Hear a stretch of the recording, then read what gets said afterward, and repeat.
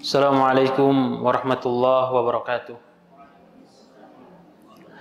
Alhamdulillah alladzi bi ni'matihi tatimmu shalihat.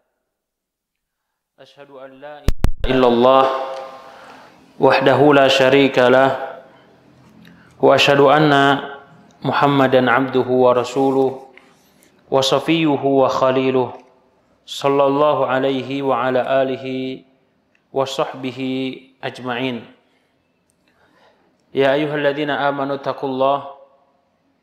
ittaqullaha haqqa tuqatih wa la tamutunna illa wa antum muslimun.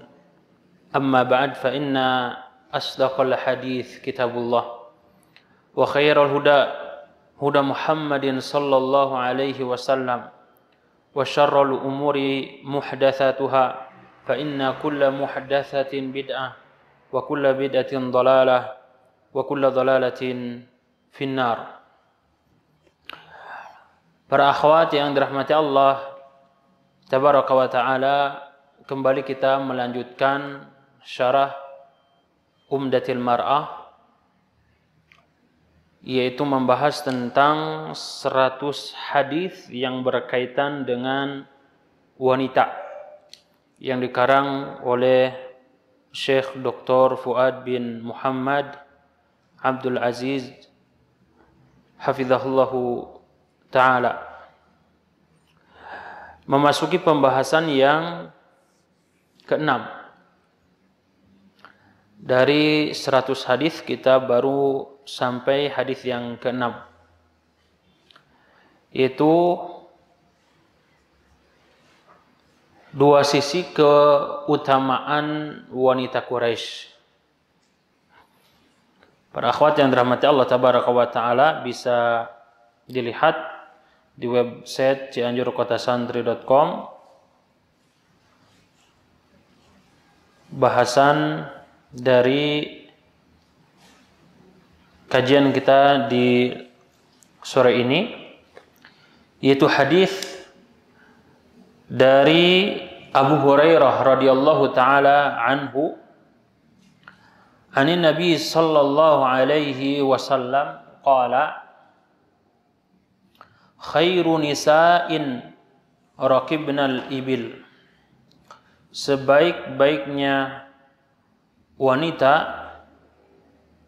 adalah yang mampu menaiki unta. Salihu nisa'i Quraisy, yaitu wanita-wanita solehah dari kalangan suku Quraisy. Alasannya, kata Rasul, ahna'uhu ala waladin fi sigarihi, karena mereka memiliki kasih sayang kepada anak-anaknya di masa ia kecil. Wa ar'ahu ala zaujin fi dhati yadihi, dan mampu mengurus, menjaga harta suaminya. Hadis ini muttafaqun alaih, diriwayatkan oleh Imam Al-Bukhari juga oleh Imam Muslim di dalam kitab sahihnya masing-masing. Asbabul wurud dari hadis ini, para akhwat yang dirahmati Allah tabaraka wa taala, disampaikan oleh Abu Hurairah, di mana Imam Muslim menyebutkan dari lafaznya bahwa Rasulullah sallallahu alaihi wasallam ini melamar Ummu Hani. Ummu Hani ini anak dari Abu Thalib. Abu Thalib itu pamannya Rasulullah sallallahu alaihi wasallam. Jadi sepupu, ya, dengan sepupu mau nikah. Rasul melamar Ummu Hani. Tetapi Ummu Hani radhiyallahu taala anha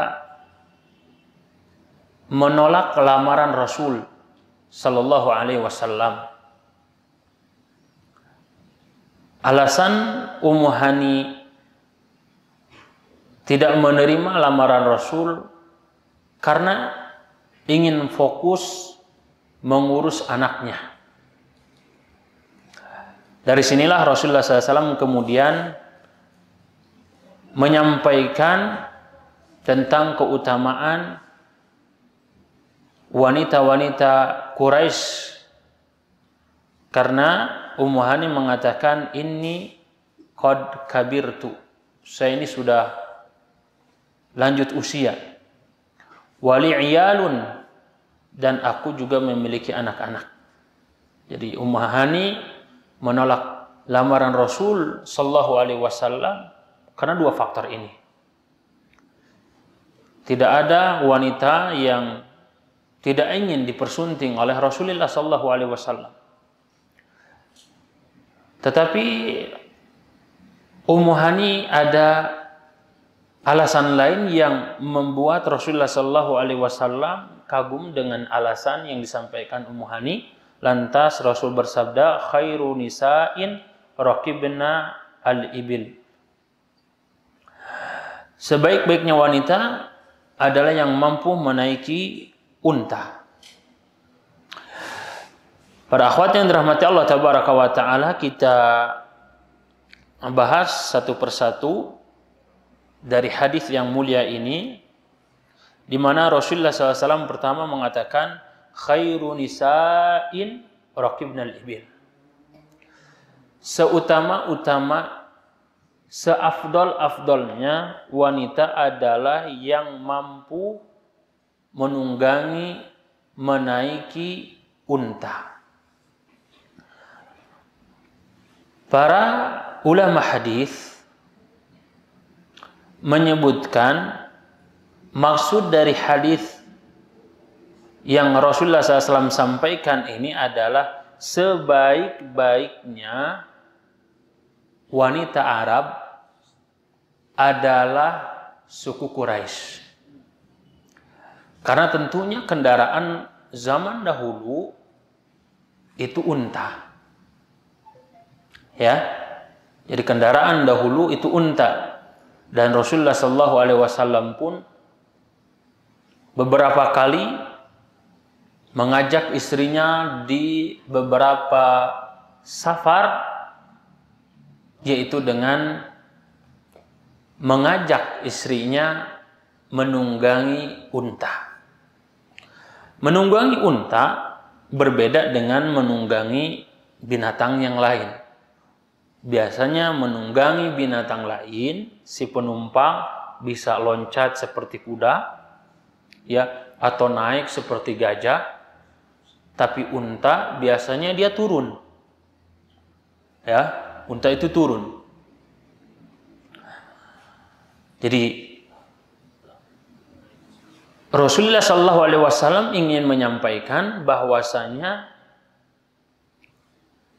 wanita bangsa Arab ini memiliki keutamaan.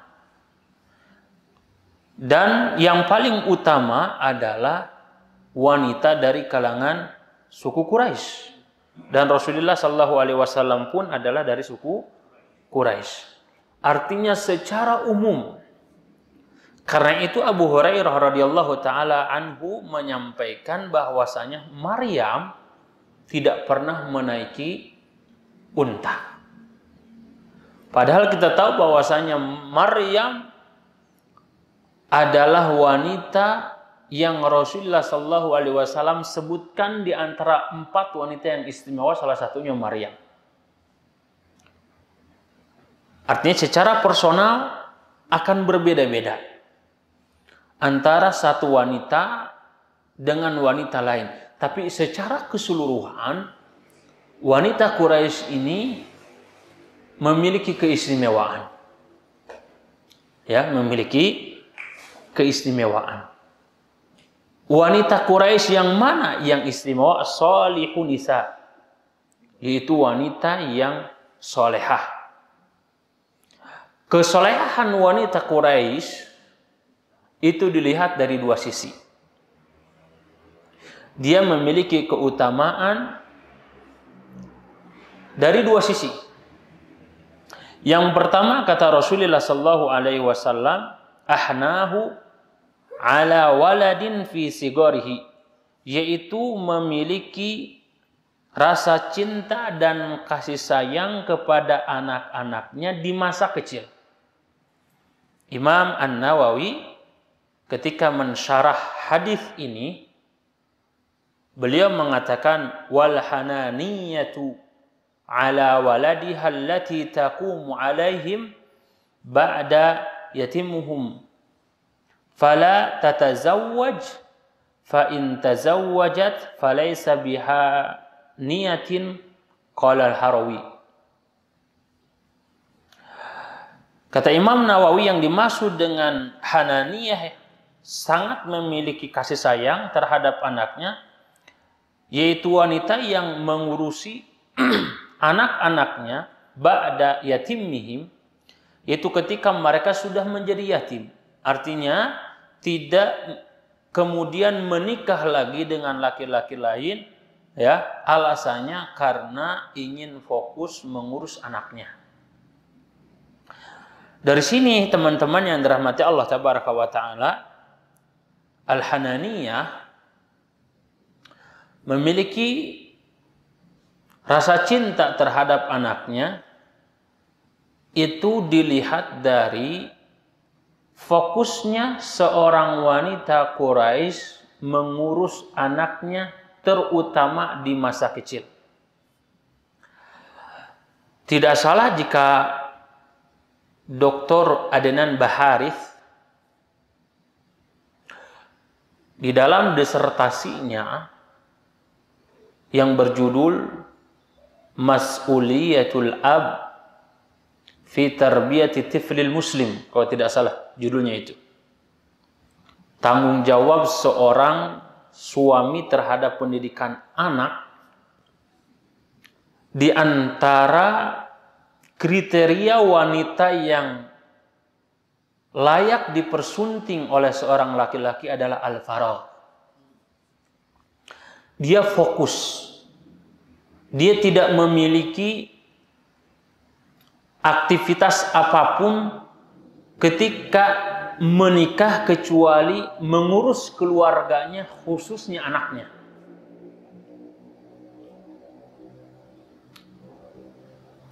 Dari sinilah para akhwat yang dirahmati Allah tabaraka wa taala,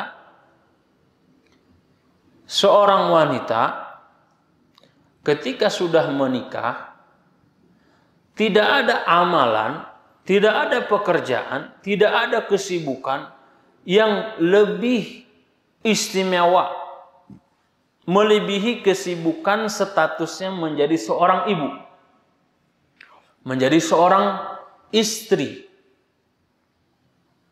Hal ini bukan berarti tidak boleh dia bekerja, dia memiliki usaha. Syariat memberikan keluasan kepada para wanita yang sudah menikah untuk berniaga, untuk bekerja selama syariat tidak dilanggar. Maka tidak ada contoh terbaik dalam masalah seorang wanita yang memiliki karir, memiliki kedudukan, memiliki posisi yang sangat tinggi di kaumnya, melebihi kedudukan Khadijah. Khadijah dari segi nasabnya istimewa, dari segi kedudukannya istimewa, dari segi sosial istimewa. Saat itu tidak ada wanita yang dijuluki dengan wanita tahirah, suci. Suci karena bukan disucikan, bukan dikultuskan, bukan. Tetapi tidak sebagaimana layaknya wanita-wanita jahiliyah yang melakukan pelanggaran dari segi sosial dan kultur bangsa Arab saat itu, kecuali Khadijah yang dijuluki oleh kaumnya dengan wanita suci. tahukah bahwa Khadijah ini dari segi bisnis bukan jualan lintas kampung, bukan jualan lintas kabupaten, dikirim oleh ekspedisi-ekspedisi nasional. Tidak seperti itu. Khadijah dengan kekayaannya mampu berniaga lintas negara. Pertanyaannya, sukses apa tidak? Sukses sekali. Lintas negara. Bahkan para muarikhin menyebutkan satu kafilah tijarah pemberangkatannya itu kendaraannya saja kurang lebih untanya itu kendaraannya itu 1000 onta. Taruhlah ontanya saja harga 50 juta satu. Kali 1000 udah berapa itu? Itu Khadijah dari segi kendaraannya saja, kendaraan ekspedisi ya, bukan kendaraan pribadinya. Belum apa yang beliau jual. Tetapi ketika beliau memutuskan menikah dengan namanya pemuda Muhammad, maka tidak ada yang disibukkan oleh Khadijah kecuali berkhidmah kepada suaminya.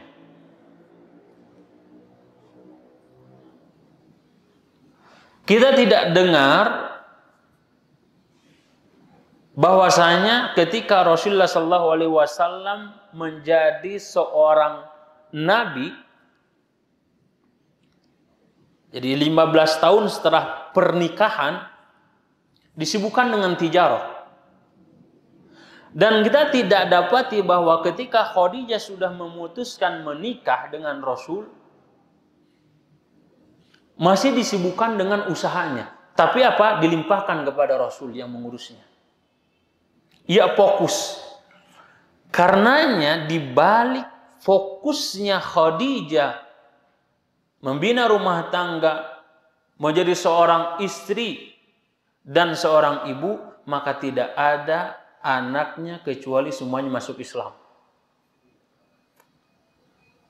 Tidak ada anaknya kecuali masuk Islam. Dan terlihat bagaimana dedikasi pendidikan yang diberikan kepada anak-anaknya, khususnya anak wanitanya seperti Ruqayyah, Ummu Kalthum, Fatimah, ataupun juga Zainab,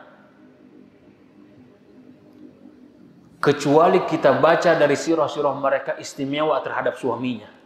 Kenapa? Karena itu terbentuk karakternya dari sang bunda yang istimewa. Para akhwat yang dirahmati Allah tabaraka wa ta'ala, kita sedang membahas satu karakter wanita Quraisy yang Rasulullah SAW sebutkan keistimewaannya adalah ahnahu ala waladin fi sigorihi. Fokus membina rumah tangga dengan mendidik anaknya. Kenapa Rasul kemudian menyebutkan fi sigorihi ketika masa kecilnya? Taruhlah masa kecilnya itu seusia ia SD, 0 sampai 12 tahun. Ini adalah waktu yang sangat istimewa bagi orang tua, khususnya ibu, untuk mendidik anaknya. Kenapa? Karena ini masa-masa emas. Masa di mana anak jauh lebih butuh kepada orang tuanya dibandingkan orang tua kepada anaknya. Anak 0 sampai 5 tahun sulit dipisahkan dari sang ibu. 0 sampai 5 ini dia akan belajar banyak hal dari sosok ibu kemudian ayahnya. Ketika 5 tahun sampai 12 tahun, taruhlah sampai dia lulus SD, ia memang ada kehidupan dengan kawan-kawannya, tidak lain adalah bermain. Tetapi pulang, ia tetap anak si matawayang ibunya. Beranjak SMP, beranjak SMA, beranjak kuliah, mana yang lebih butuh? Orang tua atau anaknya sekarang? Kebalik. Orang tuanya yang butuh. Tapi dunia anak bukan lagi dunia orang tuanya. Dia punya kehidupan sendiri. Yang sebelumnya apapun kesulitan yang dia hadapi, ibu solusinya. Tetapi anak SMP, SMA, kuliah, ibu orang tua itu nomor berapa? Dia curhat kepada siapa? Temannya. Maka para akhwat yang sudah punya anak di masa-masa SD, maksimalkan, optimalkan untuk mengurus masa ini, karena masa kanak-kanak adalah masa di mana orang tua membentuk karakternya. Karena ya Imam Ibnu Qayyim rahimahullah ta'ala dalam kitabnya Tuhfatul Wadud bi Ahkamil Maulud, beliau menyatakan seorang ayah, seorang ibu gagal mendidik anak di masa kanak-kanak ini, maka akan sulit diperbaiki di masa yang akan datang. Karena itu, wahai para istri, wahai para ibu, fokuslah mendidik anak, terutama di masa anak-anak itu masih kecil. Tapi kalau dia disibukkan dengan karir, bekerja 8 jam, sepekan 6 hari, ketemu anak sudah capek. Teriakan anak bikin emosi. Tangisan anak ingin mencekek. Apalagi lihat bapaknya. Udah muak. Kalau sudah seperti itu kondisinya, siapa yang jadi korban? Anak-anak. Apalagi wanita itu pikirannya tidak bisa bercabang. Kenapa? Karena perasaan lebih mendominasi. Kalau disibukkan, dihabiskan tenaganya, ya, dihabiskan keringatnya di luar rumah, di dalam rumah keringatnya sudah hilang. Kenapa? Ingin rehat. Karena itu mau jadi siapapun itu adalah pilihan. Mau jadi siapapun itu adalah apa? Pilihan. Kita ingin bahasanya adalah wanita yang istimewa dari kalangan Quraisy adalah ahnahu ala waladin fi sigorihi. Dia memiliki perhatian yang lebih terhadap anak-anaknya di masa anaknya itu kecil. Sampai apa? Sampai masa ketika bapaknya meninggal, anak-anaknya masih kecil, orang Arab ya itu tidak mau dulu sampai apa? Tuntas dalam pendidikan anak. Padahal kita tahu di zaman Rasul sedikit sekali ada para janda tua lama, jarang.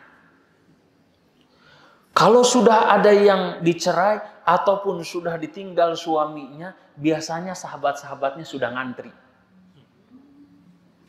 Jarang jadi janda lama-lama, jarang. Karena kalau sudah janda, mohon maaf, fitnahnya lebih apa? Lebih besar. Beda sama gadis. Tapi hadis ini berkaitan dengan Ummu Hani karena dia sudah apa? Lanjut usia, ingin fokus mengurus anak. Yang kedua, wa ar'ahu ala zaujin fi dzati yadihi. pandai mengurus, memanage keuangan harta suaminya. Menunjukkan di sini para jamaah, wanita kalau sudah bersuami, ya, kalau dia sudah bersuami, yang dia urusi adalah harta siapa? Suaminya. Tidak mengapa wanita punya income, nggak apa-apa. Apalagi dia punya perusahaan. Tapi sudah tidak lagi di-manage, dikelola oleh dia. Siapa yang mengelola? Suaminya. Ketika suaminya yang mengelola, tentunya lebih minim fitnahnya. Di sini para akhwat yang dirahmati Allah Tabaraka wa Ta'ala, pentingnya memahami, mengenal manajemen keuangan keluarga. Harta istri milik istrinya, harta suami milik suaminya. Bukan harta istri milik istri, harta suami milik istrinya. Wah, itu maunya itu. Tidak seperti itu. Kalau menikah masing-masing memiliki harta, maka itu harta masing-masing. Tidak ada kemudian harta gono gini. Tetapi kalau ada kesepakatan setelah menikah membuat perusahaan, membuat PT, nah itu bisa dibagi hasil sesuai dengan apa? Kesepakatan. Istri kerja, itu harta siapa? Harta istri. Suami kerja, dari sebagian harta suami ada untuk siapa? Istrinya. Lah, suami kapan dapatnya? Kalau istrinya wafat duluan. Dia dapat jatah. Harta warisan dari siapa? Istrinya. Tapi kalau suami, keseharian bulanan sudah apa? Ada nafkah khusus bagi istrinya.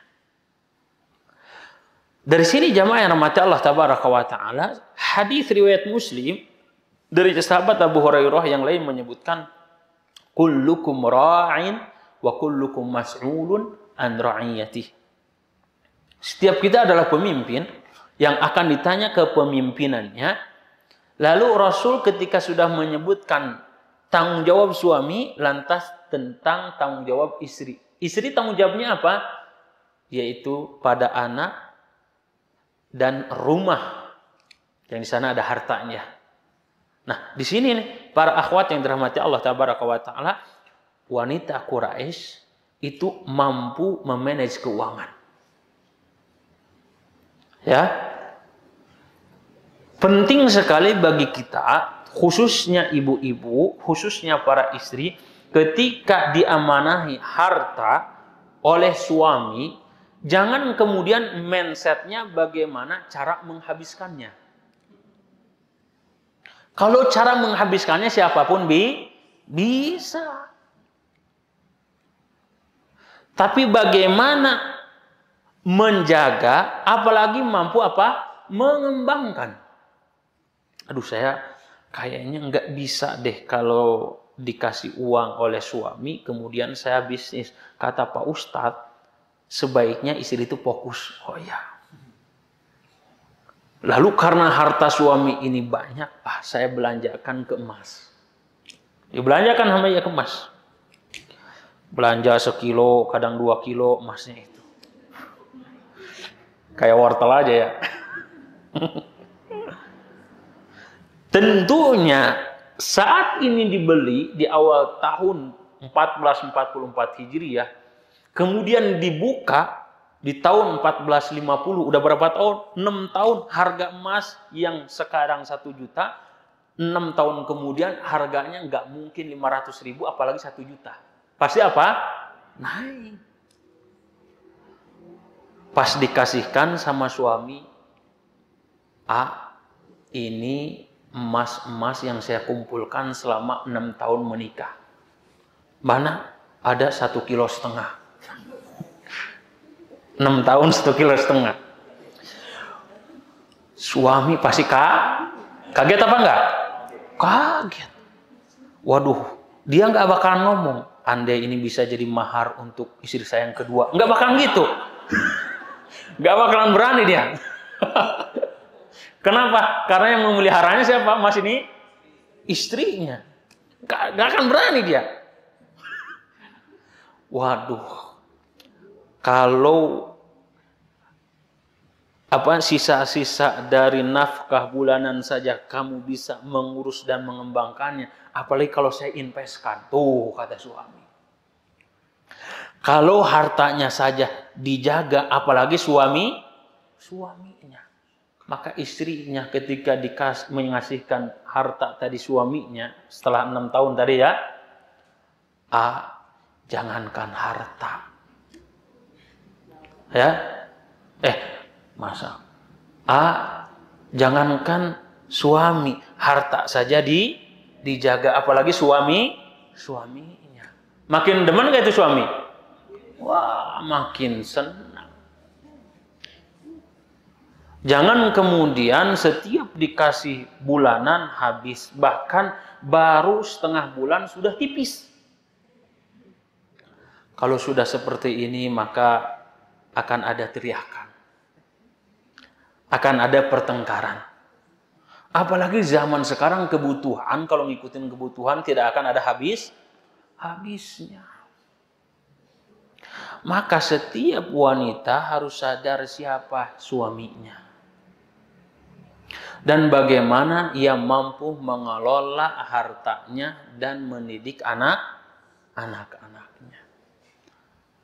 Baik, kesimpulan dari kajian ini jamaah yang dirahmati Allah tabaraka wa taala, wanita Quraisy itu memiliki keistimewaan dibandingkan dengan kabilah-kabilah bangsa Arab lainnya.